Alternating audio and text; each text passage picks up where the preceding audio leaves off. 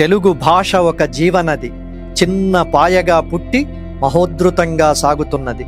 ఇతర భాషలెన్ని కలుస్తున్నా తెలుగు తనదైన వెలుగుతో, తనదైన పలుకుబడితో కళకళ్లాడుతూ ఉంటుంది, తళతళ్లాడుతూ ఉంటుంది. లిపిలేని నోటి మాటల దశ నుండి రాతి శాసనాలు, రాగిరేకులు, తాళపత్రాల మీదుగా గుండ్రంగా అందంగా తయారైన తెలుగు అక్షరాలది దానికదిగా ఒక చరిత్ర. నిజానికి తెలుగే ఒక చరిత్ర, ఒక వారసత్వం. కోట్ల మంది నాలుకలపై నిత్యం శబ్దించే పరవశం, అక్షరమై అక్షయమైన అనంత చైతన్యం. అలాంటి తెలుగును జనంబాట పట్టించిన మహనీయుడు, వ్యావహారిక భాషోద్యమ పితామహుడు గిడుగు రామమూర్తి పంతులు గారు. ఆగస్టు 29 ఆయన జయంతిని తెలుగు భాషా దినోత్సవంగా జరుపుకుంటున్నాం. ఈ సందర్భంగా తెలుగు గతం, వర్తమానం, భవిష్యత్తు గురించి దుర్గంపూడి చంద్రశేఖర్ రెడ్డి గారితో చర్చ ఇది. ఆయన ఉస్మానియా విశ్వవిద్యాలయం నుండి తెలుగులో ఎంఏ, ఎంఫిల్, పిహెచ్డి డిగ్రీలు చేశారు. భాషాశాస్త్రంలోనూ ఎంఏ చేశారు.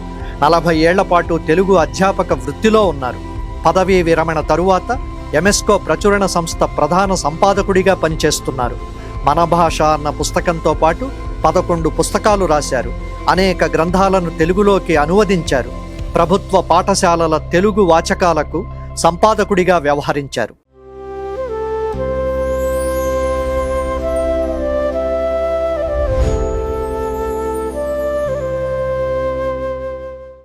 నమస్తే, ధాత్రి టీవీకి స్వాగతం. ఈరోజు గిడుగు రామ్మూర్తి పంతులు గారి జయంతి సందర్భంగా జరుగుతున్న తెలుగు భాషా దినోత్సవం.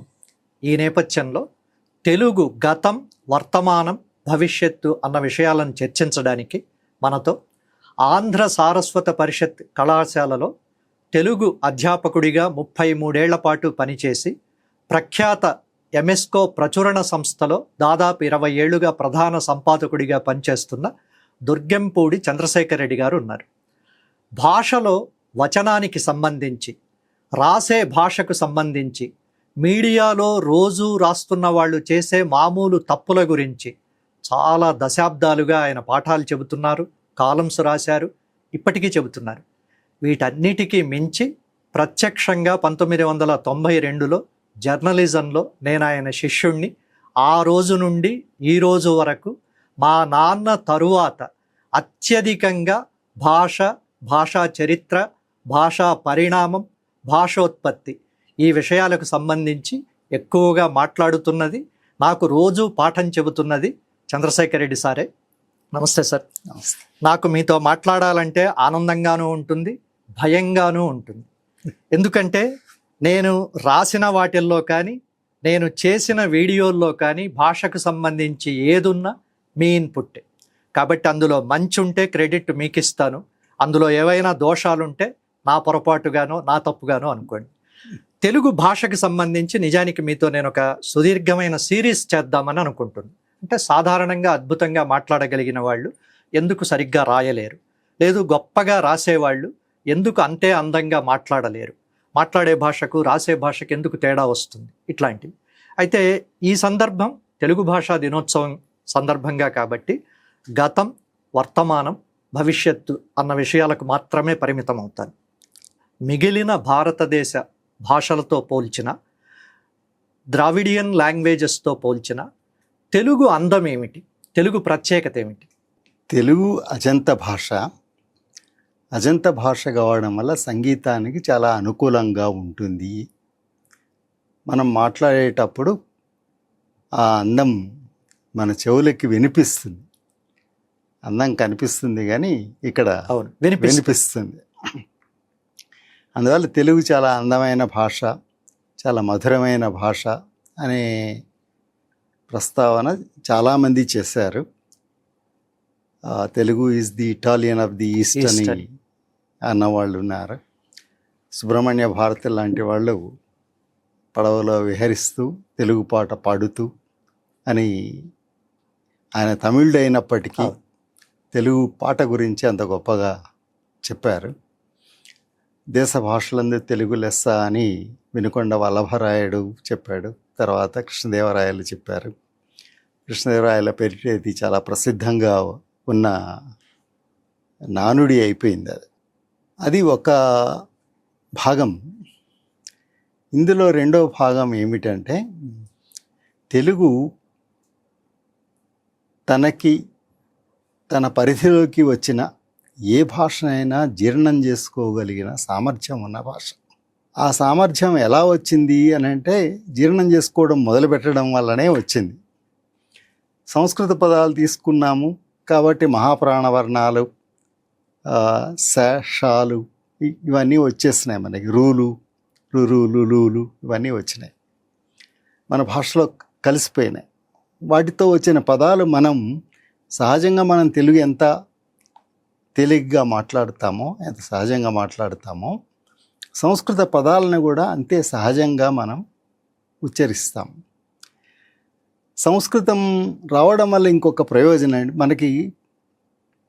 మనం పెద్ద పెద్ద సమాసాలు వాడగలుగుతున్నాం. ఒట్టి తెలుగు మాటలతో 4 మాటలు 5 మాటలు సమాసం, పెద్ద సమాసం కుదరదు. అది సంస్కృతం వల్లనే వస్తుంది. ఇప్పుడు ఏదో అటజనే కాంచ భూమిసురుడు అంబర చుంబి శరస్సర పటల ముహుర్లుటద భంగ తరంగ అని మనం ఎంత సమాసం అయినా వేసుకోవచ్చు. సామాన్యంగా మన తెలుగు ప్రాచీన కవుల పద్యాలలో అందులో మొదట్లో ఉన్న అటచని కాంచ అన్న తప్ప 1-2 తెలుగు మాటలు తప్ప తక్కిన పద్యం అంతా ఏకసమాసంగా రాసిన సందర్భాలు అనేకం ఉన్నాయి. అది కేవలం తెలుగు, అచ్చ తెలుగు అంటే అటువంటి సమాస నిర్మాణం ఉండదు. కాబట్టి తెలుగు సౌందర్యానికి సంస్కృతం కూడా కారణమే అని మనం చెప్పుకోవాలి. అయితే ఇక్కడే నాదొక ప్రశ్న ఉంది. ఒకప్పుడేమో తెలుగు మీద సంస్కృతం పెత్తనం చెలాయించింది, అది అయిపోయాక ఇంగ్లీష్ వాళ్ళు వచ్చాక ఆ 200 ఏళ్ల ప్రభావంతో ఇప్పుడేమో ఇంగ్లీషు పెత్తనం చెలాయిస్తోంది. ఉదాహరణకు ట్రైన్ లేటుగా వచ్చింది, ఏదో బ్యాంక్ బ్యాలెన్స్ అయిపోయింది, సెల్ ఫోన్ ఛార్జింగ్ లేదు, ఇలాంటి ఏ మాటల్లో అయినా చివరెక్కడో లేదు అన్న క్రియాపదం తప్ప ముందున్నవన్నీ కూడా దాదాపు ఇంగ్లీష్. ఇలాంటప్పుడు 20% 25% తెలుగు, 75% వరకు ఇంగ్లీష్ ఉంది. అలా కాదు కదా, మనమే తెలుగు మాటలను ఖాయం చేసుకుని పారిభాషిక పదాలను పుట్టించుకుని మొండిగా అయినా వాడాలి అన్నది ఒక వాదన. మీరు ఏ వాదనతో ఏకీభవిస్తారు? అంటే ప్రతి భాషకి ఒక చరిత్ర ఉంటుంది. ఆ భాష ఇవాళ ఇలా ఉంది అని అంటే దానికి ఈ చరిత్ర అంతా కారణం. మనం తెలుగు భాష గురించి మాట్లాడుకునేటప్పుడు దీనికి 2000 సంవత్సరాలుగా పైగా చరిత్ర ఉందని చెప్పుకుంటున్నాం. లిఖిత రూపంగా కూడా మనకి 1500 సంవత్సరాలకు పైగానే ఉంది. శాసనాలతో పాటు మనకు అన్ని దొరికాయి, అన్నీ ఉన్నాయి. తెలుగు మాట్లాడడానికి రాయడానికి మనం ఈ రెండు ఎప్పుడు ఈ రాయడం మాట్లాడడం అనేవి రెండు మనకి సమాంతరంగా నడుస్తూ ఉంటాయి. చాలా భాషలకి మాట్లాడడమే తప్ప రాయడం ఉండదు. రాయడం అనేది ఒక భాష అభివృద్ధి మార్గంలో ఒక మైలురాయి.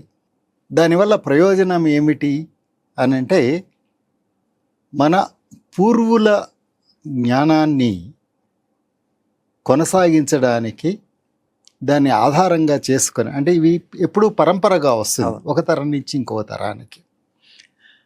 అట్లా వచ్చింది కాబట్టే మనం ఈ స్థాయిలో ఉంటాం, లేకపోతే మనం ఆ ప్రాథమిక స్థాయిలోనే ఉండేవాళ్ళం. అట్లా రావడానికి భాష ఒక తరం నుంచి ఇంకొక తరానికి సమాచారాన్ని జ్ఞానాన్ని అందించినప్పటికీ అది చాలా పరిమితం. అది లిఖిత రూపం తీసుకున్నప్పుడు దాని విస్తృతి పెరుగుతుంది. మనం ఇన్ని పుస్తకాలు రాస్తున్నాం, ఒక్కొక్కళ్ళు ఒక్కొక్క శాస్త్రంలో నిపుణులు ఉంటారు, వాళ్ళు అందులో ఒక పుస్తకం రాస్తారు. ఇవాళ మనం ఏ శాస్త్రంలో నైపుణ్యం కావాలన్నా ఆ శాస్త్రానికి సంబంధించిన పుస్తకాలు చదువుకోగలుగుతున్నాం. ఇది లేకముందు ఏం చేయాలి? అందులో నైపుణ్యం ఉన్న వ్యక్తి ఎవరో ఒకరిని పట్టుకొని మనం నేర్చుకోవాల్సి ఉండేది, మౌఖికంగా. ఆ వ్యక్తి అయినా మళ్ళీ ఇంకొక వ్యక్తి నుంచి నేర్చుకున్నప్పుడు దాని మీద ఇంకొంచెం మెరుగుపరచగలిగినప్పుడు ఆ శాస్త్రం అభివృద్ధి చెందుతూ ఉంటుంది. లిఖిత రూపంగా ఉన్నప్పుడు ఏంటంటే మనకి బోలెడంత సదుపాయం ఉంటుంది, మన కళ్ళ ముందు ఇంత పరిజ్ఞానం ఉంటుంది. దాని మీద మనం ఇంకా బిల్డప్ చేసుకుంటూ పోవచ్చు, ఎంతైనా నిర్మించుకుంటూ పోవచ్చు, ఎంతైనా విస్తరించుకుంటూ పోవచ్చు. కోట్ల పుస్తకాల గ్రంథాలయాలు ఇవాళ మన ముందు ఉన్నాయి. ఎట్లా ఏర్పడ్డాయి? ఈ రాత ఉన్నది కాబట్టే అభివృద్ధి చెందాయి, అవి వచ్చాయి. అది తీసుకున్నట్లయితే మనం తెలుగు భాష 1500 సంవత్సరాల నుంచి లిఖిత రూపంలో కనిపిస్తున్నప్పటికీ గ్రంథరచన మనకి 11వ శతాబ్దం నుంచి ఉందని అనుకుంటున్నాం.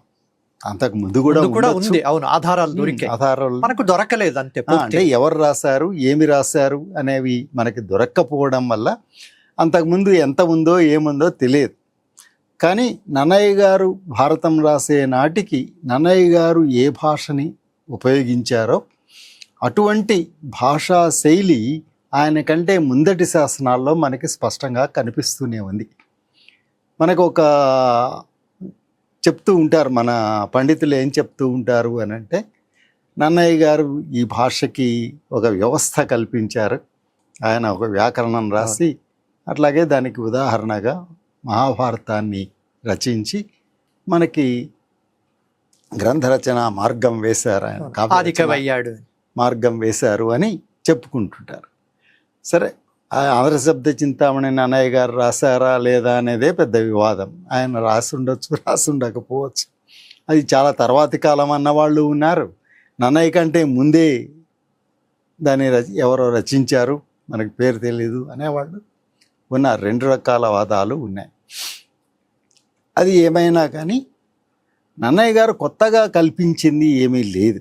భాషాపరంగా భాష ఎప్పుడైనా ఒకరి నుంచి ఒకరికి వస్తుంది, ఒక తరం నుంచి ఒక తరానికి వస్తుంది. ఇప్పుడు ఆయన కూర్చుని రాత్రికి రాత్రి దాన్ని సృష్టించి రాసింది కాదు. ఆయన అట్లా సృష్టిస్తే ఎవరికి అర్థం కాదు కూడా. అందరూ వాడుతున్నప్పుడే ఇవాళ మనం జనంలోకి పోయి ఒక ప్రసంగం చేస్తున్నాము. మనం ప్రసంగం చేసే భాష జనానికి తెలియకపోతే మన ప్రసంగం వల్ల ఉపయోగం ఏముంది? కాబట్టి రెండిటికి పెద్దగా అంతరం ఉండదు. కాకపోతే ఒక్క భేదం ఏమిటి అని అంటే, ఇది ఇంకా ఎక్కువగా ఫార్మలైజ్ అయ్యి ఉంటుంది. లిఖిత రూపంలో ఉండే భాష ఎక్కువగా ఫార్మలైజ్ అయ్యి ఉంటుంది.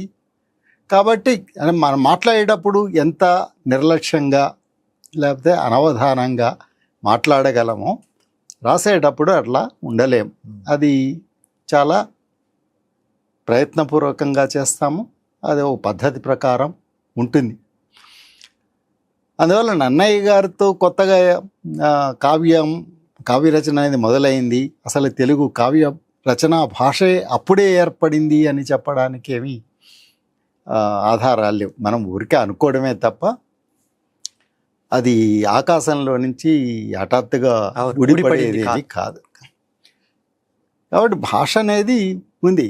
ఇప్పుడు అంతకుముందు ఏం చదువుకున్నారు వీళ్ళు, ఎక్కడ చదువుకున్నారు, ఆ తర్వాత మాత్రం ఏం చదువుకున్నారు, ఎట్లా చదువుకున్నారు అని అంటే, అప్పటికి గ్రంథ రచన లేకపోతే శాస్త్ర రచన అంతా కూడా సంస్కృత భాషలో జరుగుతూ ఉండింది ఎక్కువ భాగం. మనకి మొన్నటి వరకు కూడా మీరు శ్రీపాద సుబ్రహ్మణ్య శాస్త్రి గారి ఉదాహరణ చూడొచ్చు. వాళ్ళ అన్నగారులు, వాళ్ళ నాన్నగారు తెలుగు చదువుకుంటామంటే వాళ్ళు ఎట్లా ఈసడించుకున్నారో మనకి తెలుసు. అంటే ఇప్పటి వరకు కూడా చదువు అని అంటే సంస్కృతమే అని అనుకునే రోజుల్లో తెలుగులో చదువుకోవడం అంటే కవిత్వం చెప్పడం కోసమో దానికోసమే తప్ప అందులో శాస్త్రాలు రచించి చదువు చెప్పి 10 మందికి చదువు నేర్పే పద్ధతిగా తెలుగు ఎప్పుడూ లేదు, ఆధునిక కాలం వరకు కూడా లేదు. కాబట్టి సంస్కృతం అట్లాగే మనం ఆ రోజున చదువుకున్న పద్ధతిలో తెలుగులో చదువుకొని చేయాల్సింది ఏమీ లేదు. మామూలుగా అన్ని విద్యలు కూడా కుటుంబ సంప్రదాయంగానే వచ్చేవి. ఎవరి కుటుంబంలో వాళ్ళు ఏం వృత్తి చేస్తున్నారో అది వాళ్ళ కుటుంబంలో దానికి చదువుతో సంబంధమే లేదు, అదే చదువు అంతే. అవును, ఇంకా వేరే చదువు లేదు, అదే చదువు. ఈ అక్షరాల అంటే లిఖిత రూపం ఉన్న పుస్తకాలు లేకపోతే ఏదో శాస్త్రాలు చదివి నేర్చుకోవడం అనేది ఈ వృత్తుల్లో వాళ్ళకి పెద్దగా అవసరం లేదు. ఆ వృత్తిలో ఎవరు నిపుణులో వాళ్ళ దగ్గరకు పోయి అది నేర్చుకోవడం, కొంతకాలం శిక్షణ పొందడం, 2 ఏళ్ళో 3 ఏళ్ళో 4 ఏళ్ళో వాళ్ళ సామర్థ్యాన్ని బట్టి నేర్చుకొని వాళ్ళు సొంతంగా ఆ వృత్తిలో ప్రవేశించే పద్ధతి ఉండేది. అది మన విద్య. వాస్తవానికి ఈ విద్య అంతా వేరు, సంస్కృతంలో ఉన్న విద్య అంతా వేరు. ఈ పాండిత్యము, ఈ పాండిత్య ప్రకటన, వ్యాకరణం కానీ, అలంకార శాస్త్రం కానీ, లేకపోతే వైద్య శాస్త్రం కానీ, ఇంకొకటి కానీ, ఎన్నో శాస్త్రాలు ఉన్నాయి. మన ఆధ్యాత్మికత అంతా కూడా అందులోనే ఉంది కదా. మన వేదాలు, పురాణాలు, ఇతిహాసాలు, కావ్యాలు అన్నీ సంస్కృతంలోనే ఉన్నాయి. దీన్ని మనం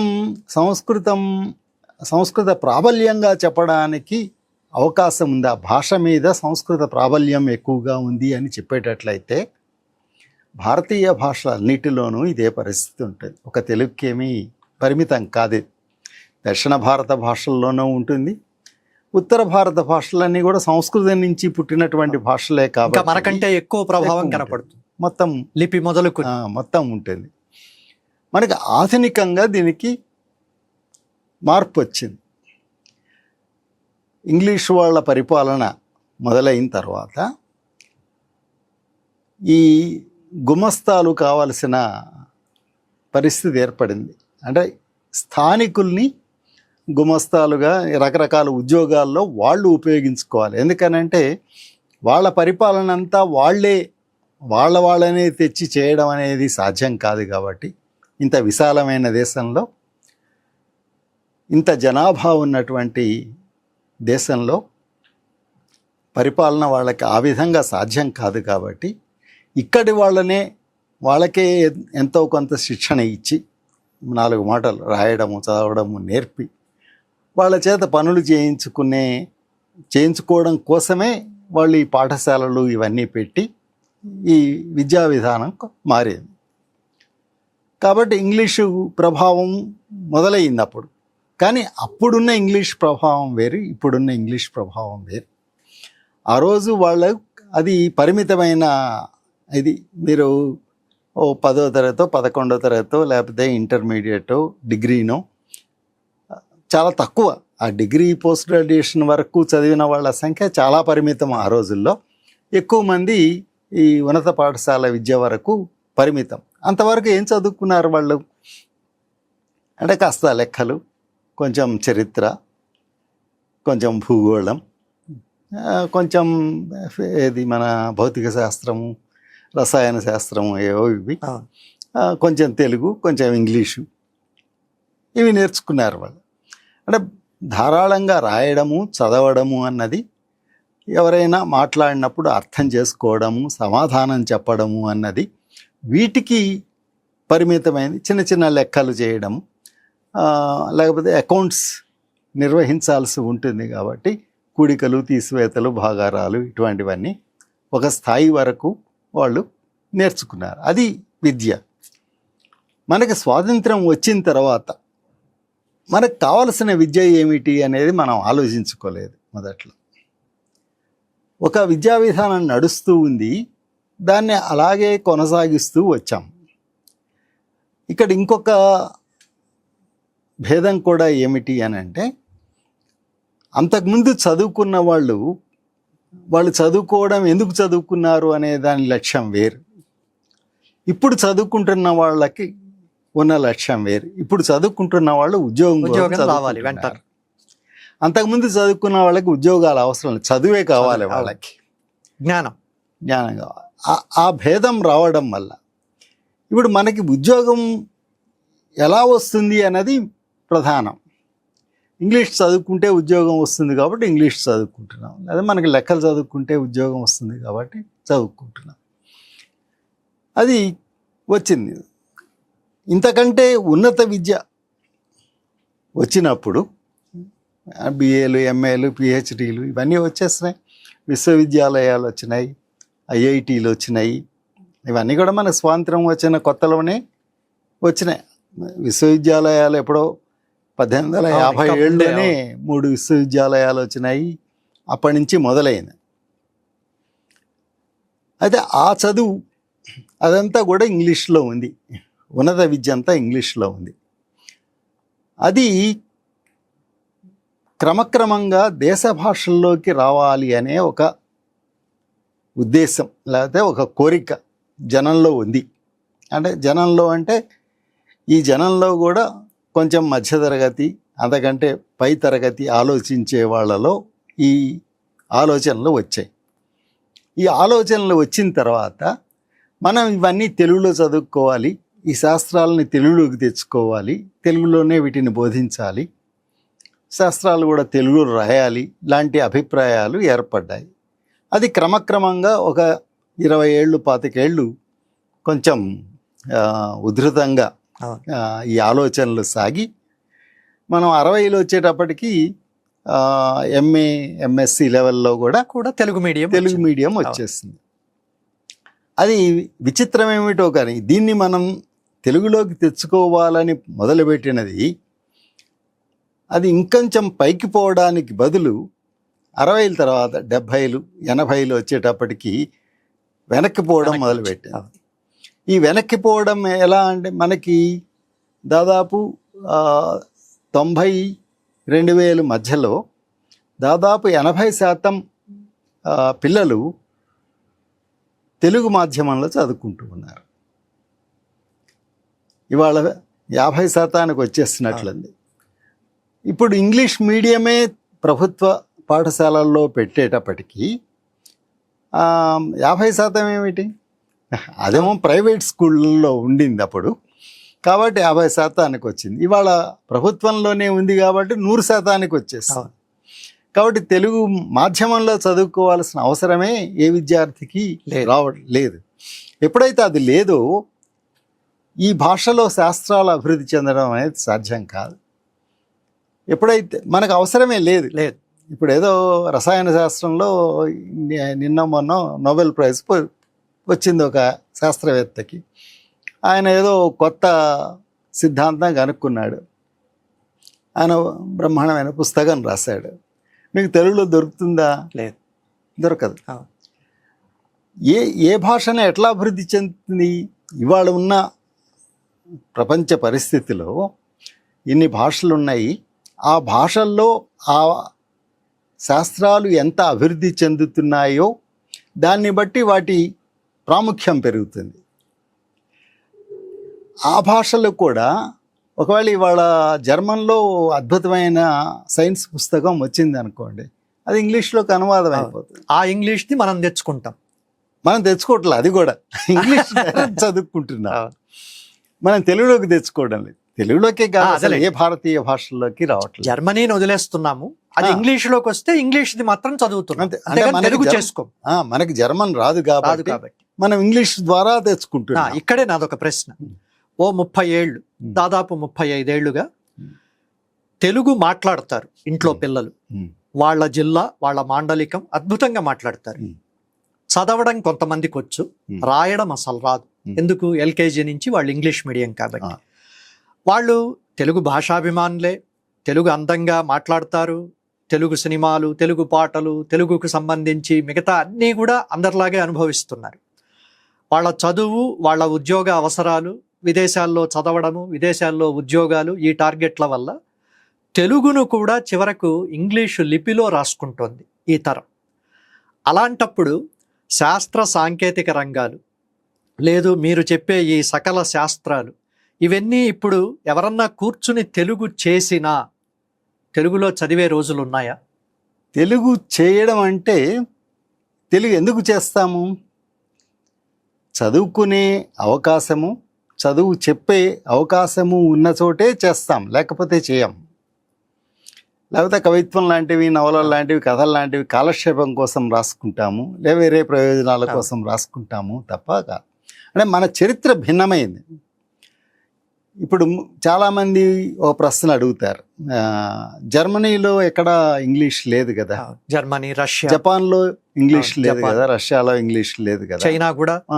వాళ్ళందరూ అభివృద్ధి చెందగలిగినప్పుడు, వాళ్ళందరూ వాళ్ళ భాషల్లో అభివృద్ధి చేసుకోగలిగినప్పుడు మనం ఎందుకు చేసుకోలేము అన్నది. మనకి ఉన్న సమస్య ఏమిటి అని అంటే, ఇప్పుడు ఏ దేశాల పేర్లు అయితే చెప్పుకున్నామో ఆ దేశాలు దీర్ఘకాలం ఎవరి పరిపాలన కింద లేవు, అవి స్వతంత్ర దేశాలుగా ఉన్నాయి. ఇంగ్లీష్ వాళ్ళు ఎట్లా అభివృద్ధి చెందారో ఫ్రెంచ్ వాళ్ళు అట్లాగే అభివృద్ధి చెందారు, జర్మన్లు అట్లాగే అభివృద్ధి చెందారు, జపాన్ వాళ్ళు అట్లాగే అభివృద్ధి చెందారు, రష్యా వాళ్ళు కూడా అట్లాగే అభివృద్ధి చెందారు. కాబట్టి వాళ్ళు కొత్తగా ఏదో ఒకటి వాళ్ళ మీద ప్రాబల్యం చూపిస్తే దాన్ని కాదని పక్కకు తోసి వాళ్ళ భాషను తెచ్చుకోవాల్సిన అవసరం వాళ్ళకేమీ కలగలేదు. కలక్కపోగా ఇంగ్లీష్ కంటే మా భాషలు గొప్పవి, మాకున్న సాహిత్యం గొప్పది, మాకున్న కళలు గొప్పవి అనే దృష్టిలో వాళ్ళు ఉన్నారు. కాబట్టి వాళ్ళకి ఈ సమస్య రాలేదు. మనం ఒక భాష కింద నలిగిపోయి ఉన్నాం ఇంతకాలం. ఇప్పుడు ఒక అంతరం ఏర్పడింది. ఈ అంతరం ఏర్పడిన తర్వాత ఈ అంతరాన్ని పూడ్చడం ఎట్లా అంటే మనం మన భాషలో చదువుకోవడం వల్ల, మన భాషలో రాయడం వల్ల మనకు ఇవాళ కావలసినటువంటి శాస్త్ర సాంకేతికాభివృద్ధితో సహా అన్నిటినీ మన భాషలోనే వాడడం ద్వారా మన భాష ఆ భాషల స్థాయికి వెళ్ళగలుగుతుంది. ఎప్పుడైతే దానికి బదులుగా మనం ఇంగ్లీష్నే వాడటం మొదలుపెట్టామో, ఇంగ్లీష్నే వాడుతున్నామో, అప్పుడు మనకి అది లేకుండా మన అభివృద్ధి ఉండదు. మనం దాని ద్వారానే అభివృద్ధి చెందుతున్నాం.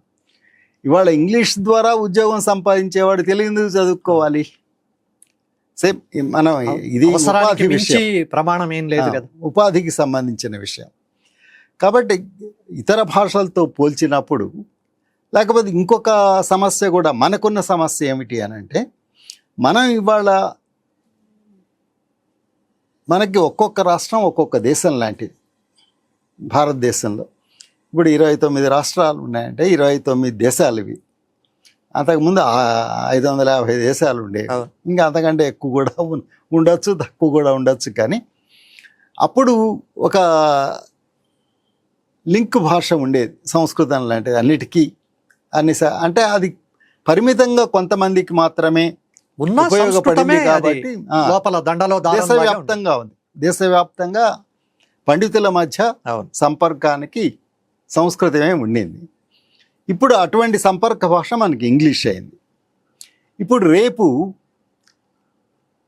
మన వాళ్ళు ఏంటంటే అధికార భాషగా హిందీని చేస్తే ఆ హిందీ అటువంటి సంపర్క భాష అవుతుంది అని ఆశిస్తున్నారు. సంపర్క భాష వరకే అవుతుంది, కానీ అది మనం చదువుకునే భాష కాదు. మనం ఇప్పుడు రసాయన శాస్త్రంలో పిహెచ్డి చేయాలనుకోండి, మన హిందీ మనకి పనికిరాదు. తెలుగులో చదువుకుంటున్నాం కదా, మనం ఎంఏ దాకా తెలుగులో చదువుకున్నాం అనుకోండి, ఎంఎస్సి దాకా చదువుకున్నాం అనుకోండి, నెక్స్ట్ ఏం చేస్తాము? హిందీ అక్కడ మనకు ఉపయోగపడదు. హిందీ అనేది ఊరికే నిత్య వ్యవహారంలో ప్రభుత్వానికి మధ్య జరిగే వ్యవహారంలో, లేదా మనం ఇక్కడి నుంచి ఇంకేదో రాష్ట్రానికి వెళ్ళినప్పుడు అక్కడ మాట్లాడడానికి పనికొస్తుందే తప్ప అది మన విద్యావసరాలకి పనికిరాదు. ఇది భారతదేశంలో ఉన్న ప్రత్యేకమైన పరిస్థితి. తెలుగు ఎట్లాగో తక్కిన అన్ని భాషలు కూడా అంతే. ఈ ఆంగ్ల మాధ్యమం అని మనం దేన్ని అయితే అనుకుంటున్నామో అది ఒక ఆంధ్రప్రదేశ్కో తెలంగాణకో పరిమితం కాదు, దేశమంతా అలాగే ఉంది, అన్ని భాషలకు అలాగే ఉంది. ఇది మీరు ఇంకా కావాలంటే ఆఫ్రికా వెళ్ళి ఆఫ్రికా భాషల్ని కూడా చూడొచ్చు. అక్కడ కూడా యూనివర్సిటీలన్నీ ఇంగ్లీష్లోనే ఉన్నాయి, కానీ ఎక్కడా కూడా వాళ్ళ దేశ భాషల్లో లేవు. అంటే ఎక్కువ కాలం పారతంత్ర్యంలో ఉండి ఒక భాషా సమాజం కింద ఉండి ఆ భాషా ప్రాబల్యం ఉన్న చోట్ల మన భాషను మళ్ళీ ఆ స్థాయికి తెచ్చుకోగలగడం అనేది అంత తేలిక కాదు. దానికి చాలా విల్ పవర్ అంటాం కదా, ఇచ్ఛాశక్తి ఉండాలి. ఇక్కడ గతం నుంచి వర్తమానంలోకి వద్దాం. 60లు 70ల తర్వాత ఒక రకమైన పత్రికా భాషే ప్రామాణిక భాషగా, అది సినిమా వల్ల కావచ్చు, పత్రికలు లేదా తర్వాత టీవీల వల్ల కావచ్చు, ఒక మీడియా భాష ఒకటి వచ్చింది తెలుగులో. ఈ మీడియా భాష మీద మాండలికాలను ప్రేమించేవాళ్ళు లేక ప్రాంతీయ అస్తిత్వాలను బాగా ఆరాధించేవాళ్ళు ఒక అభ్యంతరం చెప్తున్నారు. మొత్తం 2 రాష్ట్రాల్లో ఒకే భాష ఎలా ఉంటుంది, దాన్ని బలవంతంగా రుద్దారు. కాళోజీ అన్నారు కదా, 1.5 లేదా 2 జిల్లాల భాష సంస్థ ఇది ఎట్లా అయ్యింది. ఇప్పుడు మనం అనుకునే ఈ మీడియా భాష వల్ల మీడియాకి అడ్వాంటేజ్ ఉంది, కానీ తెలుగు భాషకు అన్యాయం జరిగిందేమో అన్నది ఒక వాదన. మీ విశ్లేషణ ఏమిటి దీని మీద? ఒక భాషకి అన్యాయం జరగడం లేదా న్యాయం జరగడం అనేది ఎవరో చేసేది కాదు. ఇప్పుడు ఉదాహరణకి అన్ని భాషల్లోనూ మాండలికాలు ఉన్నాయి. మనమేమి ప్రత్యేకం కాదు కదా, ప్రతి భాషలోనూ ఉన్నాయి. ఇంగ్లీష్లో కూడా ఉంటుంది, అట్లాగే హిందీలో కూడా ఉన్నాయి. మనకి హిందీ రాష్ట్రాలు చాలా ఉన్నాయి కాబట్టి ఒక్కొక్క రాష్ట్రంలో ఉచ్చారణ ఒక్కొక్క పద్ధతులు లాంటిది. వేరు. అవును. ఒకే రాష్ట్రంలో కూడా అనేక మాండలికాలు ఉన్నాయి. మరి వాళ్ళ మీడియా అంతా కూడా ఆ మాండలికాల్లో జరుగుతుందా? అక్కడ ప్రామాణిక భాషే ఉంది. ఎక్కడైనా అంటే మనం ఒక విద్యా విధానాన్ని అవలంబిస్తున్నాం. ఇవాళ ఇప్పుడు తెలంగాణలో కానీ లేకపోతే రాయలసీమలో కానీ ఇంకెక్కడైనా కానీ కొంత ప్రయత్నపూర్వకంగా రచయితలు మాండలికాన్ని ఉపయోగిస్తున్న సందర్భాలు ఉన్నాయి, కానీ వాచకాల మాండలికాలు కాలేదు, వాచకాల భాష కాలేదు. అంటే మనం ఓ తెలుగు అందరికీ అన్వయం అయ్యేది కాదు. మీరు ఏదైనా తీసుకోండి. ఇప్పుడు లెక్కల పుస్తకమే ఉంది, లెక్కల పుస్తకం రాయలసీమలో ఉంది, రాయలసీమ మాండలికం ఉందా అందులో? అట్లాగే తెలంగాణలో ఉంది, తెలంగాణ మాండలికం ఉందా?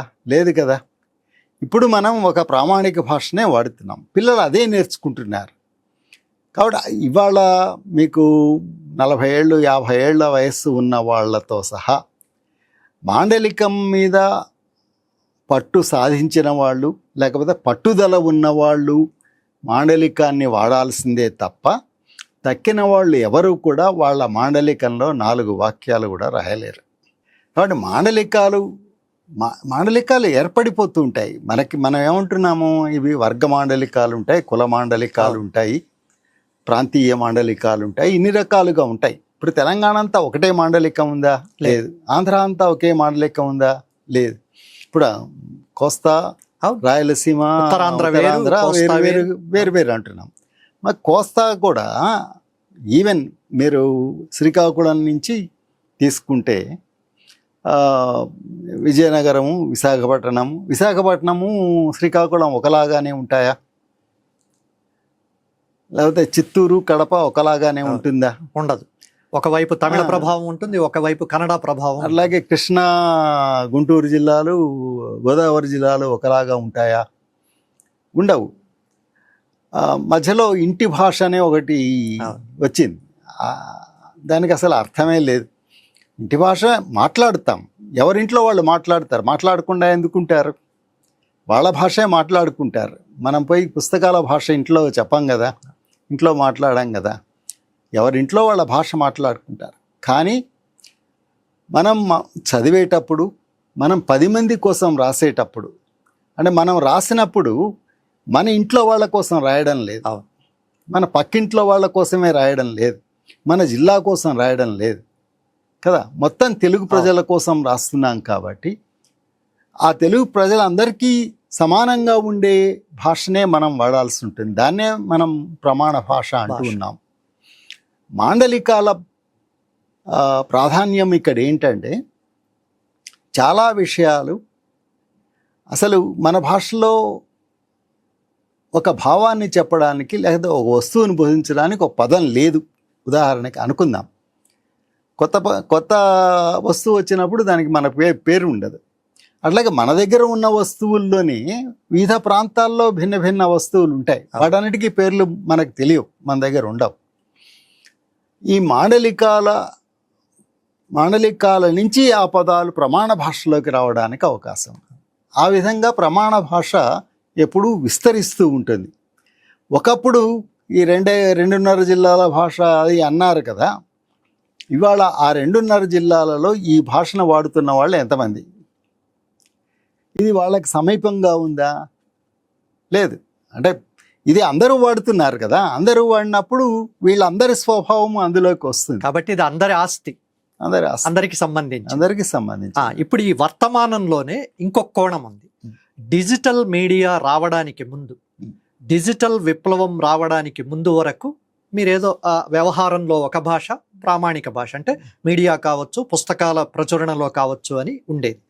ఇప్పుడు ఇంగ్లీషు లిపిలో తెలుగును రాయడం అనే మాట తెలుగు లిపిలో కాకుండా TELEGUNURAYN రోమన్ స్క్రిప్ట్లో రాస్తున్నారు. ఇలా రాయడం వల్ల మన పొరుగున సముద్ర తీరంలో ఉన్న తుళు భాషకు పట్టిన గతి తెలుగుకు పడుతుంది. ఇంకో 100 ఏళ్ళు, ఇంకో 200 ఏళ్ళలో వెళితే తెలుగు మాట్లాడే భాషగా బతికుంటుంది. 10 కోట్ల మంది, 15 కోట్ల మంది విశ్వవ్యాప్తంగా మాట్లాడుతూ ఉంటారు, ఇంకా ఎక్కువ కూడా కావచ్చు. కానీ రాసే భాషగా మాత్రం చచ్చిపోతుందేమో అని భయపడుతూ ఉంటారు. ఇది అనవసరమైన భయమా, లేకపోతే నిజంగానే జరగబోతోందా? అది జరుగుతుందో జరగదో నేను చెప్పలేను, కానీ అటువంటి భయం అనవసరం అని. ఎందుకనంటే ఇదంతా పరిణామం. ఓకే, ఇవాళ మ్యాండరిన్ చైనీస్ని రోమన్ స్క్రిప్ట్లో రాస్తున్నారు. ఇప్పుడు ఇంగ్లీష్కున్న స్క్రిప్ట్ ఏమిటి? అది ఇంగ్లీష్కి ఏమీ స్పెషల్గా లేదు కదా, రోమన్ స్క్రిప్టే ఉంది. దాదాపు యూరోపియన్ భాషలన్నిటికీ అదే స్క్రిప్ట్. మీరు ఉత్తర భారత భాషలన్నిటికీ కూడా అదే నాగరి, కొంచెం అటు ఇటు మారిన వస్తుంది. దక్షిణ భారత భాషలన్నిటికీ ఒకటే లాంటి స్క్రిప్ట్. అసలు ఉత్తర భాషలు, దక్షిణ భాషలు అన్నిటికీ ఒకటే స్క్రిప్ట్. ఇవన్నీ బ్రాహ్మీ లిపి వచ్చినవే తప్ప మనం రాసే సాధనాలు, పరికరాలు, వాటి ఆధారంగా వాటికి ఆకారాలు మారినాయి తప్ప వాస్తవానికి అన్నీ ఒకటే. ఈ మనకి ప్రత్యేకంగా లిపి అంటూ ఏదీ లేదు. అసలు ఏ భాషకు కూడా భాషకి లిపికి సంబంధం లేదు. ఇవాళ ఏ భాషలో, ఏ లిపిలో రాస్తే నడవదు. మీరు హిందీని కూడా రోమన్ స్క్రిప్ట్లో రాస్తున్నారు కూడా. మీకు పెద్ద పెద్ద అడ్వర్టైజ్మెంట్లు, హోర్డింగ్లు, సినిమా పాటలు. ఇప్పుడు మీరు దాదాపుగా 10-15 ఏళ్లుగా సినిమా పాటలు విడుదల అని అంటే లిరికల్ రిలీజ్ అని అంటారు వాళ్ళు. అదొక టెర్మినాలజీ. దాంట్లో మొత్తం తెలుగు పాటే, దాదాపుగా చక్కటి తెలుగు ఉంటుంది, పల్లవి చరణాలు. కానీ దాన్ని ఇంగ్లీష్ లిపిలోనే రాస్తారు.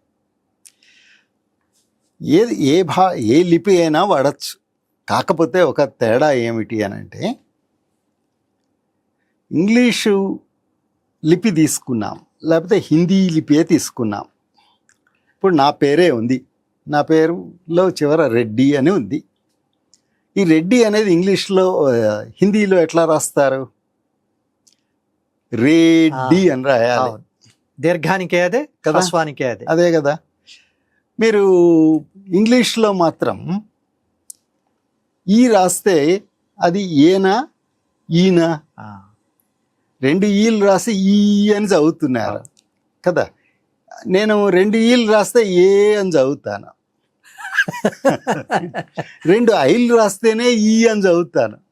ఈ నాకు ఈ అనేది ఏ.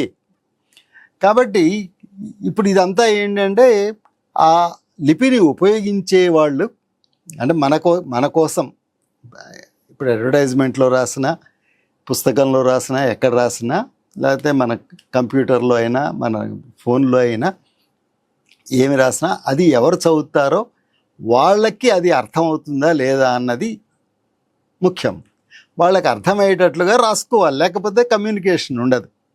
అంతే కదా, భావ వినిమయం. బహుశా వాళ్ళ వాదన ఏమిటంటే, కొత్త జనరేషన్ అంటే కొత్త తరం, 25 ఏళ్ళు 30 ఏళ్ళుగా వస్తున్న వాళ్ళు, ఇంగ్లీష్ మీడియం పిల్లలు, తెలుగు సమాజంలో అయినా సరే ఆ తెలుగు మాటలను, తాజా కూరగాయలు కావాలా, మా మార్కెట్కు రండి, పెద్ద ప్రకటన. అది ఒక రోజుకు వాళ్ళు ₹1 ఖర్చు పెట్టారు, తెలుగు పత్రికల్లో ఇచ్చారు. కానీ ఈ మాటలు ఇంగ్లీష్లో ఉంటాయి. TAZA కూరగాయలు, KURA అని. నేను 2-3 సార్లు ఆ యాడ్ ఏజెన్సీ వాళ్ళను పట్టుకోవడానికి ప్రయత్నం చేస్తే చివరికి అది పెద్ద యాడ్ ఏజెన్సీ దేశవ్యాప్తంగా. వాళ్ళు చెప్పిన మాట, ఇది కేవలం తెలుగులో కాదండి, అన్ని భాషల్లో మేము ఇలాగే ఇచ్చాము. అదేంటే మీరు హాయిగా పైన ఇంగ్లీషు యాజ్ ఇట్ ఈజ్గా పెట్టేసి ఫ్రెష్ వెజిటబుల్స్ అని పెట్టి కింద ఇలా తెలుగులో పెట్టచ్చు కదా అంటే, కాదు ఇదే ఎక్కువ చదువుతున్నారు, మేము ఇంత ఖర్చు పెట్టేవాళ్ళము, ఇలా ఎందుకు చేస్తాము, డబ్బులు ఏమి వేస్ట్ చేసుకోం కదా అని. అంటే కొత్త జనరేషను ఇంగ్లీషు లిపిలో ఉండి ఇలా ఉంటే చదువుతున్నారు సులభంగా. అంటే ఇక్కడ మీకు వినియోగదారులు ఎవరు అన్నది కదా, వినియోగదారులని మీరు ఎట్లా అంటే ఆకర్షించగలరు? మేము సంప్రదాయంగా చదువుకుని వచ్చిన వాళ్ళం సార్. జడ్పీ స్కూళ్ళు, వీధి బళ్ళల్లో ఫుల్ స్టాపులు, కామాలు, తలకట్టు, దీర్ఘం ఇలా కొంచెం పక్కకుంటే మా నాన్న కొట్టి, అదేమిటది అట్లా ఎట్లా రాస్తావు? భాష, రాసే సంప్రదాయం, గౌరవం, రాస్తున్నప్పుడు అందుకే రాసిస్తాను చూడు అని అంటే రాయడంలో ఉన్న మర్యాద, ఇలా అన్నీ చెప్పారు.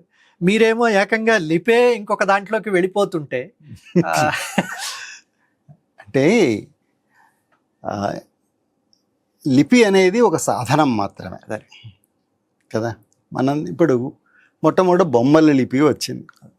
గోడ మీద బొమ్మ వేస్తే ఆ బొమ్మ చూసి ఆ బొమ్మ ఏమిటి అని, ఓ ఎద్దు తల బొమ్మ వేస్తే అది ఎద్దు అని అర్థం కదా. ఆ పదం ఎద్దు అనే అర్థాన్ని ఆల్ఫా అని అంటాం. దానికను ఇంగ్లీష్లోని ఏకి లేకపోతే గ్రీకులోని ఏకి లేకపోతే ఫ్రెంచ్లోని ఏకి ఏమిటి సంబంధం?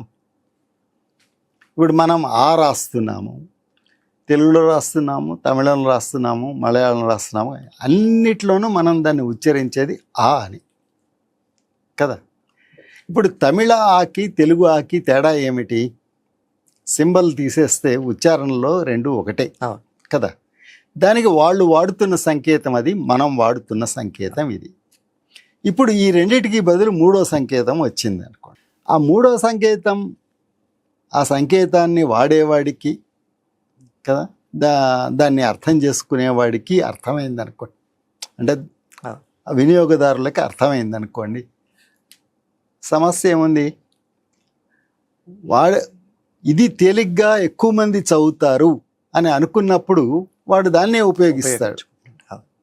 ఇక్కడ ఇంకొక మీతో మాట్లాడాల్సిన అంశం, రాసే భాషకు మాట్లాడే భాషకు ఒక మనిషికే ఎందుకు తేడా వస్తుంది? నేను నా భాషలో నేను హాయిగా మాట్లాడుతుంటాను. నేను రాయాలి అనుకున్నప్పుడు నా మనసులో ఎంత భావం ఉందో ఆ తీవ్రత, అంత స్పష్టత రాతలో ఒక్కొక్కసారి రాదు. లేదా అద్భుతంగా రాసే మనిషి వేదికెక్కి మాట్లాడుతుంటే ఇతనేనా అది రాసింది అని అనిపిస్తుంది. ఈ రాయడానికి మాట్లాడడానికి లేదా మాట్లాడుతున్నట్టుగా రాయడానికి ఏమిటి సంబంధం? ఎక్కడ అది జారిపోతుంది? ఈ రెండిటికి ఉన్న ప్రధానమైన భేదం ఏమిటంటే, మాట్లాడే భాష మన ఇంటి పరిసరంలో నేర్చుకుంటాం. మన అమ్మ నాన్న అన్నదమ్ములు ఎవరా ఇంట్లో ఉన్నవాళ్ళు మొదటి 4-5 ఏళ్లలో మాట్లాడతా అదే భాష. మొదటి 4-5 ఏళ్లలోనే మన భాషా వ్యాకరణం మొత్తం మనం నేర్చుకుంటాం. మనం ఎటువంటి భావాన్నైనా వ్యక్తీకరించగలిగిన సామర్థ్యం సాధించేస్తాం. మన వ్యాకరణం మనకు బాగా వస్తుంది, ఏమీ సమస్య లేదు. రాసే భాష మనం నేర్చుకునే భాష, మనం ప్రత్యేకంగా నేర్చుకుంటాం.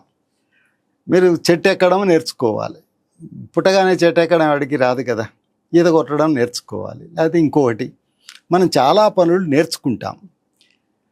ఇప్పుడు మనం ఒక బంగారు నగ తయారు చేయాలనుకోండి, బంగారు నగ తయారు చేయడంలో మనం కూడా ప్రయత్నం చేయొచ్చు, అందరూ చేయొచ్చు, ఎవరైనా చేయొచ్చు. అవే సాధనాలు ఉపయోగిస్తాం.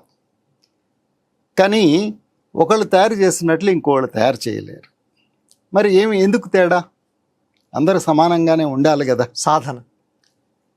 సాధన కావచ్చు, ప్రతిభ కావచ్చు, ఇంకేదైనా కావచ్చు. కొంతమందికి ఎంత ప్రయత్నించినా ఎంత సాధన చేసినా రాకపోవచ్చు. భాష కూడా అంతే. నేర్చుకునేది ఏదైనా సరే ఆ నేర్చుకునే సామర్థ్యం మీద, దాన్ని ప్రయోగించే సామర్థ్యం మీద ఆధారపడి ఉంటాయి. అందుకని రాయడం అనేది ఒక ప్రత్యేకమైన నైపుణ్యం. మన భాషా నైపుణ్యాల్లో చదవడం, రాయడం అన్నవి కూడా ఉన్నాయి కదా. రాయడం అనేది ఒక నైపుణ్యం, ప్రత్యేకమైన నైపుణ్యం. ఆ నైపుణ్యం మనం ఎంత సాధిస్తామో దాన్ని బట్టి మన రాత ఉంటుంది. అది సాధించలే, అందుకని తప్పులు ఎందుకు రాస్తారు అనేది. మాట్లాడడం ఏమిటి అని అంటే, మన మనసులోని మాటలని వ్యక్తం చేయడమే కదా. ఇది కూడా అందరూ వ్యక్తం చేయలేరు కదా. మనం ఏదో మీరు క్లాసులో పాఠం చెప్పడానికి వెళ్తున్నారు, వెళ్ళేటప్పుడు చాలా చెప్దాం అనుకుంటారు, మీరు ఒక 3-4 గంటలకు సరిపడే మెటీరియల్ అంతా కలెక్ట్ చేసుకొని 5-6 పుస్తకాలు చదివి నోట్స్ తయారు చేసుకొని అన్నీ చేసుకొని అవన్నీ జేబులో పెట్టుకొని తరగతి గదిలోకి వెళ్ళారు. నిలబడి పాఠం మొదలుపెట్టారు. మీరు చదివింది అంతా, మీకు జ్ఞాపకం ఉన్నదంతా మీరు చెప్పేస్తే ఒక్కొక్కళ్ళు అది పావు గంటలో అయిపోతుంది. తర్వాత ఏం చెప్పాలో తోచదు. ఒక్కొక్కళ్ళకి అది ఆ గంట అయ్యేటప్పటికి ప్రారంభంలోనే ఉంటారు. ఇంకో 4 క్లాసులు అయినా కానీ అది మొత్తం పూర్తి కాదు. ఏమిటి, ఎందుకని అంటే ఆ వ్యక్తుల అభివ్యక్తిలో ఉన్న భేదం, ఆ అభివ్యక్తి సామర్థ్యంలో ఉన్న భేదం. మనం ఎంత సమాచారాన్ని నిలబెట్టుకుంటున్నాము, ఆ సమాచారాన్ని వ్యవస్థీకరించుకుంటున్నాము, ఆ సమాచారాన్ని వ్యక్తీకరిస్తున్నాము అన్నది. వీటన్నిటికీ మన గొంతు ఇవన్నీ ఉంటాయి. పలానా వాళ్ళు మాట్లాడితే పక్కవాడికే వినపడడం లేదంటారు, పలానా వాడు మాట్లాడితే వీడికి మైకే అవసరం లేదు అంటారు. ఇవి శారీరకమైనవి కదా, ఆంగికమైనవి. వాటిల్లో ఒక్కొక్కళ్ళ సామర్థ్యం ఒక్కొక్కలాగా ఉంటుంది. మాట్లాడడం ఎంత స్వేచ్ఛగా, ఎంత బ్రహ్మాండంగా ఉర్రు తొలగించేటట్లు మాట్లాడిన వాళ్ళు కూడా రాసేటప్పుడు దాన్ని యథాతథంగా కాగితం మీద పెట్టలేరు. కాగితం మీద పెట్టేటప్పుడు అంటే అది కూడా పోతుంది అనుకోండి, కొంతకాలం పోవచ్చు. కాగితం మీద పెట్టేటప్పుడు మనం మాట్లాడినంత మాట్లాడేటప్పుడు మనం అనుచితమైన మాటలు మాట్లాడచ్చు, ఉద్రేకపూరితంగానూ మాట్లాడచ్చు. రాసేటప్పుడు ఈ వాక్యం సరైందా కాదా, ఈ వాక్యంలో మనం చెప్పే విషయం నిజంగా చెప్పదగిందేనా, మనం మాట్లాడేటప్పుడు అబద్ధాలు చెప్పినా తప్పులు చెప్పినా నడిచిపోతుంది. కానీ రాసేటప్పుడు దీనికి పర్మనెన్సీ ఉంటుంది.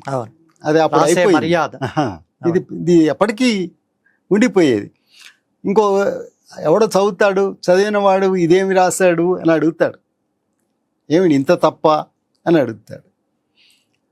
ఇప్పుడు మనం మాట్లాడేటప్పుడు 1945 బదులు 54 చెప్పినా ఏదో నడిచిపోతుంది, ఎవరు పట్టించుకోరా, ఆ పొరపాటు చెప్పాళ్లే అనుకుంటారు. రాసేటప్పుడు రాస్తే ఈ పుస్తకం అంతా తప్పులు తడక అంటారు కదా.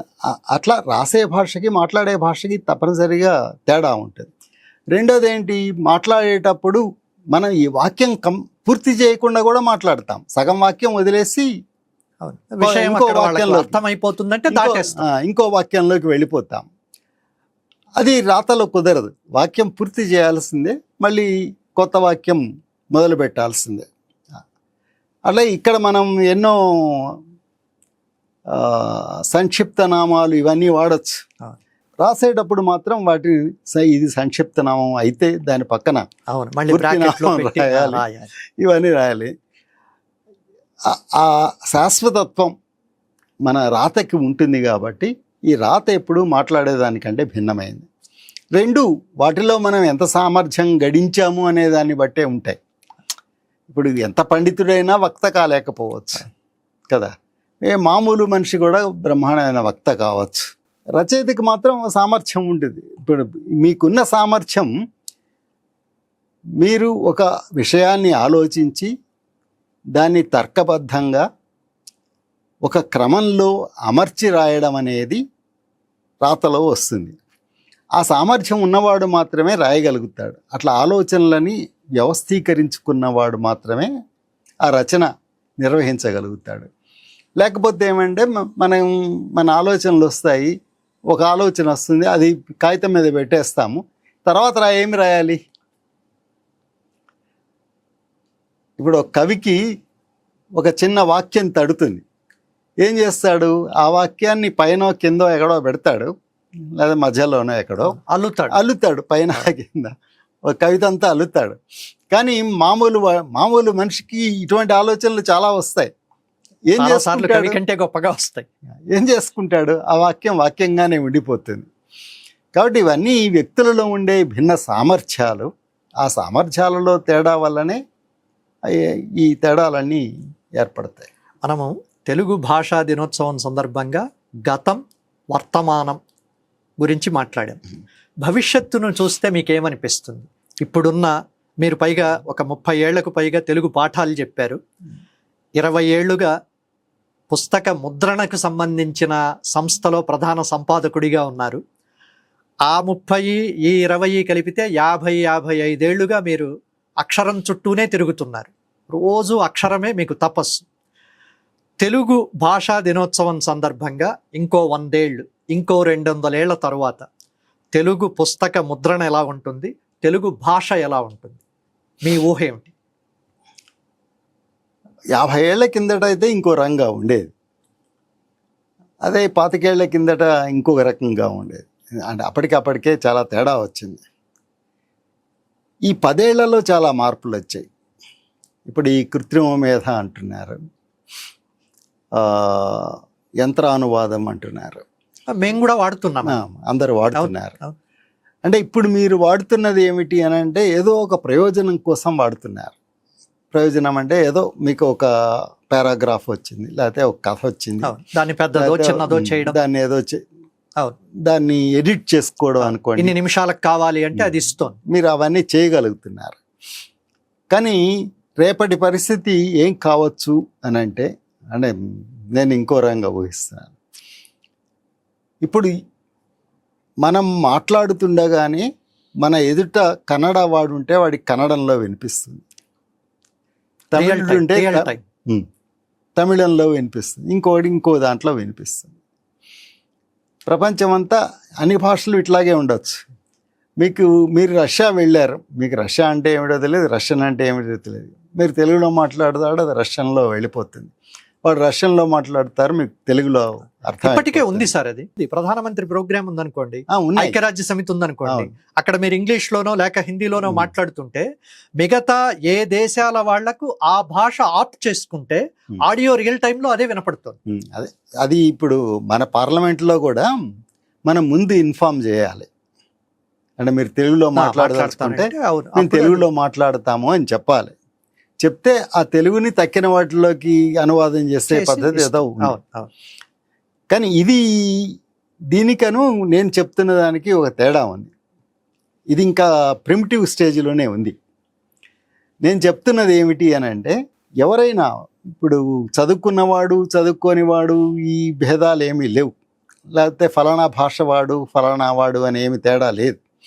ఎవరైనా మాట్లాడనియండి, ఏమన్నా మాట్లాడనియండి, అది ఏ భాష వాడికి ఆ భాషలోనే వినిపిస్తుంది.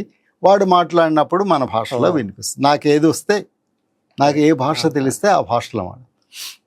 అప్పుడు ఏమవుతుంది అని అంటే అసలు భాష నేర్చుకోవడం అవసరం లేదు. ఇప్పుడు రాసే భాష వల్ల ఏమవుతుంది, మీరు ఒక భాషలో రాస్తున్నారు, దాన్ని అచ్చు వేసి పుస్తకంగా ఇస్తున్నారు. రేపు అవసరం లేదు, మీరే మాట్లాడతారు, అది ఎవరికి ఏ భాషలో కావాలో వాడికి వెళ్ళిపోతుంది. ఇంకా మళ్ళీ వేరే పుస్తకం ఎందుకు? పుస్తకం మళ్ళీ ఒక భాషకే పరిమితం కదా. కాబట్టి మనుగడకు అది ప్రధానమైన కారణం. రెండవది ఏమిటి అని అంటే, ఇప్పుడు మనం అంతా కూడా సెంటిమెంటల్గా ఆలోచిస్తున్నాం. ఈ లిపి మనది, ఈ భాష మనది అనుకుంటున్నాం. ఇట్లాగే ఈ మతం మనది అనుకున్న వాళ్ళు కూడా ఆ మతం నుంచి వెళ్ళిపోయి చాలా కాలం అయింది.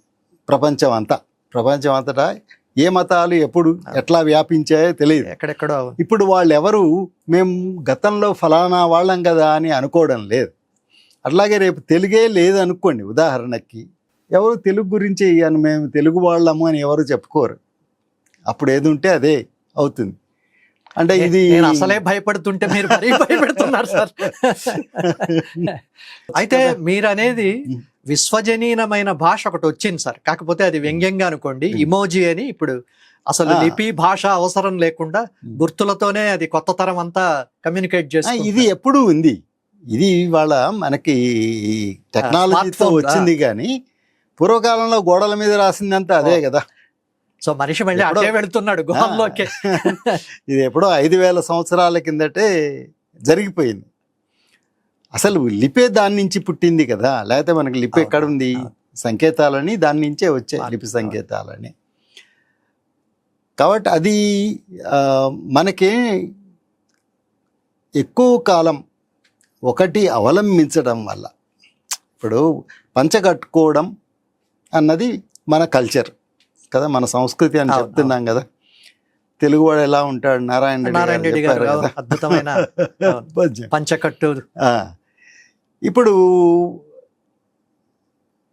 మన రాష్ట్రంలో ఉన్న జనాభాలో పంచకట్టే వాళ్ళ సంఖ్య ఎంత? ఒకప్పుడు ఎంత ఉండేది, ఇప్పుడు ఎంత ఉంది? చాలా తక్కువ. చీర కట్టే వాళ్ళ సంఖ్య కూడా అట్లాగే, అంటే అంత మారలేదు కాకపోయినా అవును. కానీ అది కూడా కొంత మార్పు వచ్చేసింది కదా.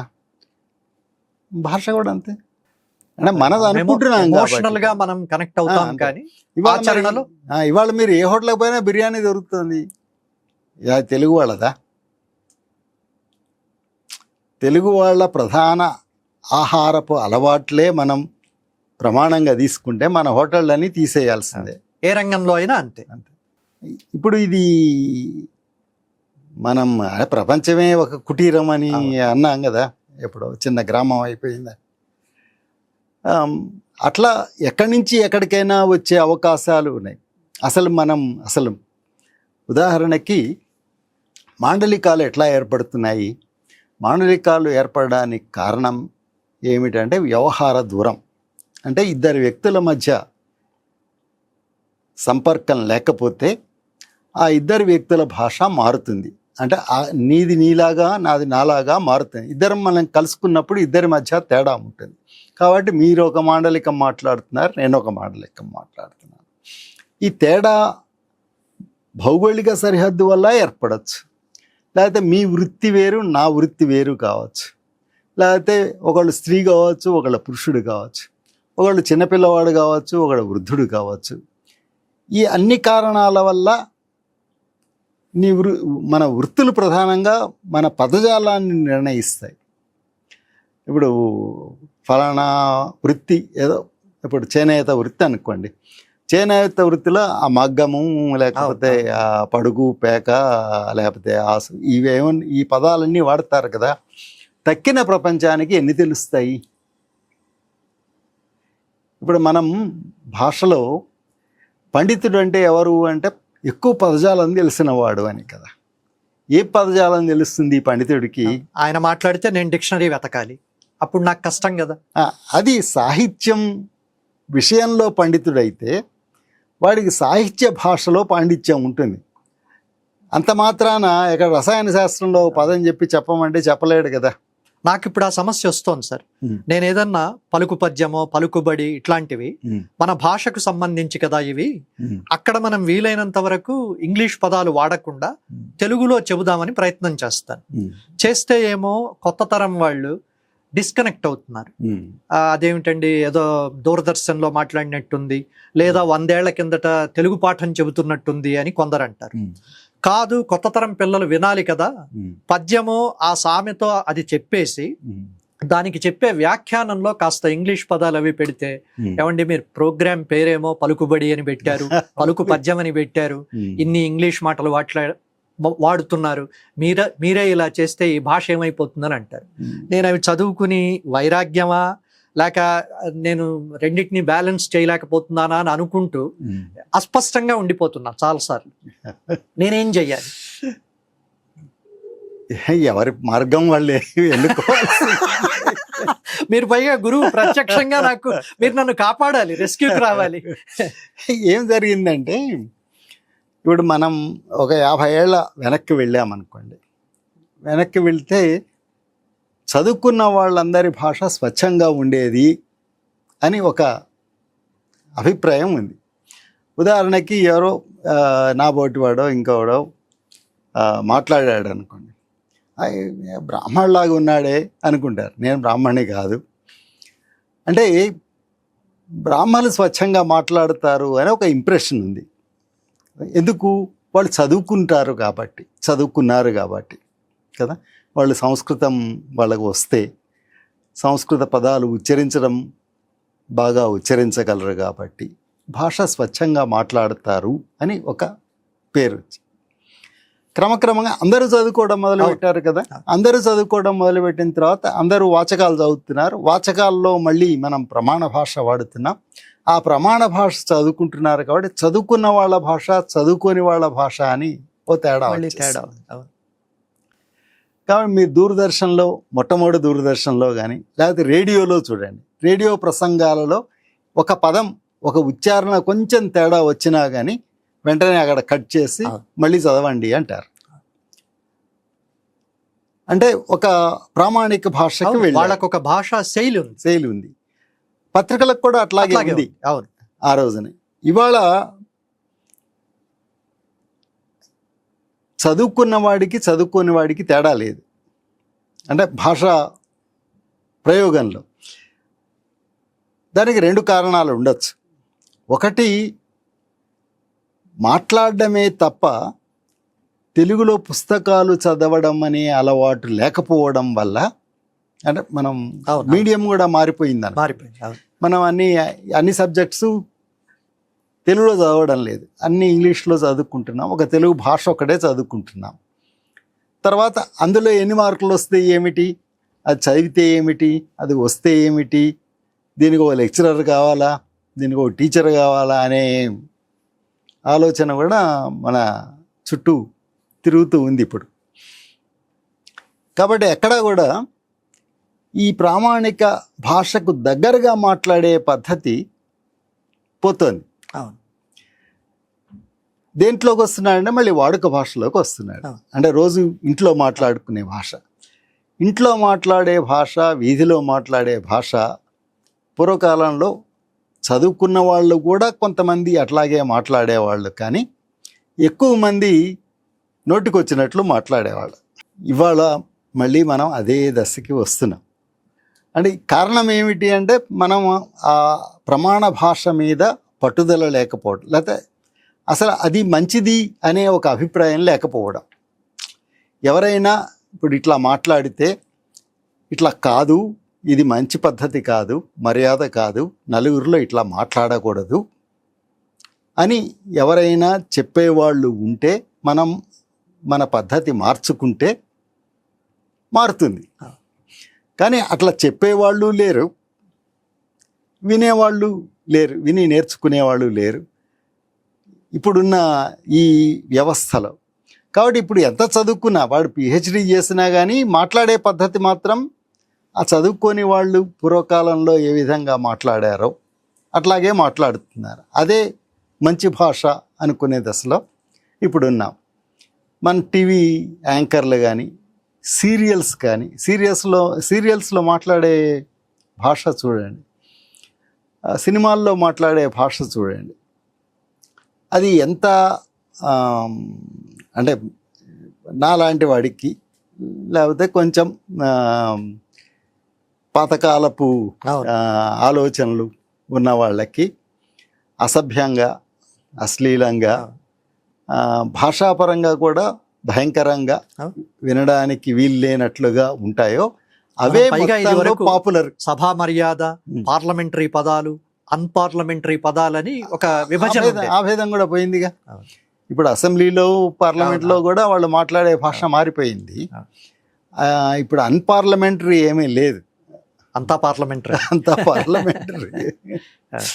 అయితే తెలుగు భాషా దినోత్సవం సందర్భంగా మీరు 50 ఏళ్లకు పైగా తెలుగు, ఆ తెలుగు వెలుగులు, విమర్శ, అనేక మంది రచయితల పుస్తకాలు ఇవి ప్రచురణకు అర్హమా కాదా అని కూడా మీరు చదివి ఉంటారు. అంటే ప్రచురించినవి కొంత భాగం అయితే ప్రచురించకపోయినా మీరు చదవాలి, అవి ప్రచురణార్హం అవునా కాదా అనడానికి కూడా. ఈ నేపథ్యంలో తెలుగు భాషా దినోత్సవం సందర్భంగా తెలుగుకు సంబంధించి భవిష్యత్ ఎలా ఉంటుందని అనుకుంటున్నారు? దాంతో ముగిస్తాను నేను. రచన అనేది ఆగిపోదు, దాని రూపం మారితే మారచ్చు, కానీ భవిష్యత్తులో, అది కూడా సమీప భవిష్యత్తులో కాదు, కొంచెం సుదూర భవిష్యత్తులో దాని రూపం మారచ్చు, కానీ రచన అనేది కొనసాగుతుంటుంది. రచన ఎప్పుడు కేవలం పండితులు మాత్రమే చేయరు. ఆలోచనలున్నా, నా భావాలని ఎదుటి వాళ్ళకి చెప్పాలి, అందరికీ చెప్పాలి అనుకున్న, రచయితను అనిపించుకోవాలి అనే కాంక్ష ఉన్న అందరూ రాస్తూనే ఉంటారు. ఎప్పుడైనా ఏ సమాజంలో అయినా, ఇప్పుడు మనకి 9 కోట్ల మందో 10 కోట్ల మందో తెలుగు వాళ్ళు ఉంటే ఇందులో మహా అయితే 1,00,000 మంది రాస్తారేమో, అంతకంటే ఎక్కువ రాయరు కదా. వాళ్ళు రాస్తూనే ఉంటారు. కాబట్టి రచనకేమీ సమస్య లేదు. ఇప్పుడు ప్రచురణ అనేది కూడా ఇంతకుముందు ఎవరు రాశారు, ఎలా రాశారు, ఇది ఎంత ప్రామాణికంగా ఉంది, భాషా శైలి ఎలా ఉంది, విషయంలో ఎంత పట్టు ఉంది, ఇటువంటివన్నీ చూసేవాళ్ళం. ఇవాళ కాదు, పాపులర్గా ఉండాలి. ఉదాహరణకి వ్యక్తిత్వ వికాసం తీసుకోండి మీరు. అందులో చాలా వ్యక్తిత్వ వికాస పుస్తకాల్లో ఉదాహరణలన్నీ ఏమిటంటే, మన దగ్గర అయితే జీపుల్లారెడ్డి, లేకపోతే కేఎఫ్సి లాంటిది, లేకపోతే ఇంకొకటి, ఇటువంటి ఉదాహరణలన్నీ చూపిస్తారు. అంటే ఏం ఉదాహరణలు? ఎవరైనా సరే ఇదివరకు 30 ఏళ్ళలో 40 ఏళ్ళలో పని చేసిన తర్వాత బాగా ధనవంతులైన వాళ్ళు, పేదరికం నుంచి, అది ఒక తరం. ఇప్పుడు ఏంటంటే ఏదో 4 రోజుల్లో 5 రోజుల్లో కూడా మనం కోటీశ్వరులం అయిపోవచ్చు. కోటీశ్వరులు ఏంటి, వాళ్ళ కోటీశ్వరుడు అంటే లెక్కలేదు అసలు. ఏదైనా డబ్బు ఎట్లా సంపాదించవచ్చు, ఎవరైనా సంపాదించవచ్చు, ఎవరైనా కోటీశ్వరుడు కావచ్చు, ఎవరైనా మహాపండితుడు కావచ్చు, ఎవరైనా ఏదైనా కావచ్చు. వ్యక్తిత్వ వికాసం అంటే అదే కదా. ఈ పుస్తకం చదివిన ఎవడైనా అంత కావచ్చు అని. ఆ పుస్తకం రాసిన వాడు మాత్రమే మీగాడు. అట్లాగే అంటే ఇప్పుడు మనం ఇన్ని కోట్ల జనాభా అంతా తెల్లవారేటప్పటికీ అదానీలు అంబానీలు అయిపోతారా? ఎన్ని పుస్తకాలు చదివితే అవుతారు? అయినా మనం ఈ పుస్తకాలు వస్తూనే ఉంటాయి, చదువుతూనే ఉంటారు. ఇవి లక్షల సంఖ్యలో అమ్ముడుపోతూనే ఉంటాయి. తర్వాత మనం ఎలా ప్రవర్తించాలి, మన మానసిక స్థితి ఎలా ఉండాలి, ఎలా నియంత్రించుకోవాలి, లాంటి విషయాల్లో కూడా బోలెడని పుస్తకాలు వస్తున్నాయి. ఆ పుస్తకాలు తెగ చదువుతూ ఉన్నారు. కానీ వాళ్ళ మానసిక స్థితి అలాగే ఉంటుంది. అంటే పెద్దగా మార్పు లేదు. అంటే పుస్తకాలు చదవడం వల్ల మనుషులు మారుతారా అంటే, ఒక్కడు మారినా చాలు కదా అని ఒక సమాధానం ఉంటుంది. కానీ ఇవన్నీ అంత తేలికగా జరిగేవి కావు. చెప్పడం ఎంత తేలికో చేయడం అంత తేలిక కాదు. అది ఫలించడం కూడా అంత తేలిక కాదు. అది మరీ కష్టమైన పని. కాబట్టి రచయితలు వాళ్ళ అనుభవంలో కానీ, లేకపోతే వాళ్ళ ఊహల్లో కానీ చేసిన కల్పన, లేకపోతే వాస్తవము ఏదైనా దాన్ని నలుగురితో పంచుకోవాలి అని ఉద్దేశం ఒకళ్ళకుంటే, కవికి సమాజంలో గౌరవం ఉంది కాబట్టి నేను కూడా 4 కవితలు రాసి కవిని అనిపించుకోవాలి అనే కోరిక కూడా చాలామందికి ఉంటుంది. ఆ విధంగా రాయడం మాత్రం కొనసాగుతూనే ఉంటుంది. రేపు మనం చేత్తో రాసేవాళ్ళం, రేపు టైప్ చేస్తుండొచ్చు, లేదా ఆడియో చెబితే టెక్స్ట్ గా రావచ్చు, ఇంకొకటి రావచ్చు, ఈ రూపాలు మారచ్చు. కానీ రాయాలనే ఉద్దేశం ఉండి రాసేవాళ్ళు మాత్రం ఉంటారు. భాషకి ఆ విధమైన ప్రమాదం ఏమీ లేదు. ఇప్పుడు ఇవాళ చూడండి మీరు, ఇవాళ ఉన్న దీంట్లో ఇప్పుడు రాజకీయ నాయకులు ఉన్నారు. రాజకీయ నాయకుల్లో పండితులు ఉండొచ్చు, అంత పండితులు కాని వాళ్ళు కూడా ఉండొచ్చు. కానీ ఎవరైనా సరే మన దగ్గర వేదిక నెక్కి ఇంగ్లీష్లో మాట్లాడి ఓట్లు సంపాదించడం సాధ్యం కాదు. అట్లాగే ఏ భాషలో అయినా సరే, మనం ఎక్కడో లక్నో పోయి తెలుగులో యాదవ్ ఇంగ్లీష్ మాట్లాడగలిగి కూడా ఉద్దేశపూర్వకంగానే వాళ్ళ డైలెక్ట్ మాట్లాడతాడు. హిందీ కూడా కాదు, ఆ హిందీ వేరు, ఆ స్థానికులకు బాగా కనెక్ట్ అయ్యే హిందీని మాట్లాడతారు. అట్లా అందువల్ల ఇంకా జనం ఉన్నారు కదా, ఈ జనానికి ఆ భాష ఉంది కదా. ఇప్పుడు అందరూ ఇంగ్లీష్ మీడియంలో చదువుకున్నా, మరి ఇంగ్లీష్లో మాట్లాడితే అందరికీ అర్థం కావాలి, అందరూ మీకు ఓటేయడానికి సిద్ధం కావాలి కదా మీ ఇంగ్లీష్ సామర్థ్యాన్ని చూసి. కానీ ఆ పరిస్థితి లేదు. మరి సినిమాలు చూస్తున్నారు, ఏమైనా సినిమాలు తెలుగులో తగ్గినాయా? ఏమన్నా ఏం తగ్గలే, ఏమీ తగ్గలేదు. డిఫరెంట్ ప్లాట్ఫామ్స్ మీద ఇంకా పెరిగాయి. మీరు ఇన్ని ఛానళ్ళు చూస్తున్నారు, సీరియళ్ళు ఏమైనా తగ్గినాయా? ఇన్ని వార్తా ఛానళ్ళు ఉన్నాయి, ఇంగ్లీష్ ఛానళ్ళు చూసుకోవచ్చు కదా, తెలుగు ఛానళ్ళు ఎందుకు ఎవరన్నా అనుకుంటున్నారా? అనుకోవట్లేదు. అంటే ఏదో ఇండియా టుడేనో లేకపోతే ఇంకోటో పెట్టుకునే బదులు సాక్షి టీవీనో ఈటీవీనో ఇంకోటో పెట్టుకొని ఆంధ్రజ్యోతో అదే ఏబిఎన్నో ఏదో పెట్టుకొని చూసుకుంటున్నారు. అది మనకి పరిచితంగా ఉంటుంది. మనకి భాష రాదని కాదు, మనకి ఇంగ్లీష్ ఎంత బాగా వచ్చినా కానీ ఇది మనదిలాగా ఉంటుంది. కాబట్టి భాషకి ఇమ్మీడియట్గా వచ్చిన ప్రమాదం ఏమీ లేదు. ఇళ్లల్లో మాట్లాడుకునే వాళ్ళు మాట్లాడుకుంటూనే ఉన్నారు. ఇప్పుడు విదేశాల్లో ఉన్న వాళ్ళు కూడా వాళ్ళ పిల్లలకి తెలుగు ఎట్లా నేర్పాలి, ఇక్కడికంటే కూడా అక్కడే ఇంకా ఎక్కువ నేర్పుతున్నారు. అక్కడ ఎక్కువగా ఉండడానికి కారణం ఏమిటంటే మనకి అవసరం లేదు, మనం అదే సమాజంలో బతుకుతున్నాం. వాళ్ళు మనకి దూరంగా బతుకుతున్నారు కాబట్టి వాళ్ళకి దీని మీద ఇంకొంచెం పట్టు ఎక్కువగా ఉండాలి. అదే ఉంది కూడా. అంటే ఎప్పుడైతే సమాజంలో మెజారిటీ మధ్యలో మైనారిటీకి ఎట్లా అయితే వాళ్ళ విషయాల పట్ల ఐడెంటిటీ పట్ల పట్టుదల ఉంటుందో అట్లాగే మనం విదేశాల్లో ఉన్నప్పుడు మనకు కూడా అలాగే ఉంటుంది. అలా మన సంస్కృతి అంటాం, మన మతం అంటాం, ఇవన్నీ పట్టుదలగా చేస్తాం కదా. ఎక్కడో పోయి దీపావళి చేస్తాం, ఎక్కడో గుళ్ళు కట్టుకుంటున్నాం. ఇస్లామిక్ దేశాల్లో కూడా పోయి మనం గుళ్ళు కట్టుకుంటూ ఉన్నాం. అట్లనే మన భాష కూడా మనం వదిలిపెడతామా? లిపికి సంబంధించి మీరు నన్ను కొంత భయపెట్టిన, భాషకు సంబంధించి మాత్రం విశ్వవ్యాప్తంగా ఎప్పటికీ ఉంటుందని అభయం ఇచ్చారు. నాకు మీతో మాట్లాడాలన్న ఒకే ఒక సాకుతో ఈ ప్రోగ్రాంకు మిమ్మల్ని పిలిచాను. ఎందుకంటే నేను దాదాపు 30-35 ఏళ్లుగా నేను రాస్తున్న ప్రతి రాతలో మీరున్నారు, నేను చేస్తున్న ప్రతి ప్రోగ్రాంలో మీరున్నారు. మా నాన్న చనిపోయాక ప్రతి తెలుగుకు సంబంధించిన సందేహానికి మీకే చేస్తా నేను.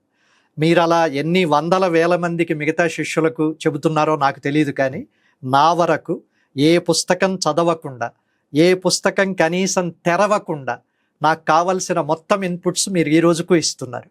కాబట్టి నేను ప్రేక్షకులకు అది తెలియాలని, నా పాఠకులకు అది తెలియాలని, నేను రాస్తున్న భాషకు, చరిత్రకు, భాషా తత్వానికి సంబంధించిన మొత్తం చరిత్ర మీరే నా దగ్గర. అందులో ఏవైనా పొరపాట్లుంటే నా అజాగ్రత్త అవి కూడా చెప్తున్నారు మీరు. మొన్న నువ్వు ఈ ప్రోగ్రాం చేసావు మధు, 8వ నిమిషం దగ్గర ఈ మాట అనకుండా ఉండాల్సిందే అని కూడా చెప్తున్నారు. కాబట్టి అలాంటి తప్పులు నావి తప్ప మిగతావి ఏవున్నా నేను మా నాన్నకైనా ఇవ్వాలి ఆ క్రెడిట్, లేదా మీకైనా ఇవ్వాలి. ఈ ప్రోగ్రాంకి వచ్చినందుకు చాలా దాని ఏమంటారు మనస్ఫూర్తిగా ధన్యవాదాలు చెబుతూ ఇది ఈరోజు ప్రోగ్రాం. తెలుగు భాష ఎప్పటికీ ఉంటుంది, కలకాలం ఉంటుంది. రాసే రూపమో వ్యక్తపరిచే అభివ్యక్తి మారచ్చు, కానీ భాషగా తెలుగుకి వచ్చిన సమస్య లేదు. అందరికీ తెలుగు భాషా దినోత్సవ శుభాకాంక్షలు. మరో విశిష్టమైన అతిథితో మరో ప్రోగ్రాంలో కలుద్దాం. అంతవరకు సెలవు. నమస్కారం.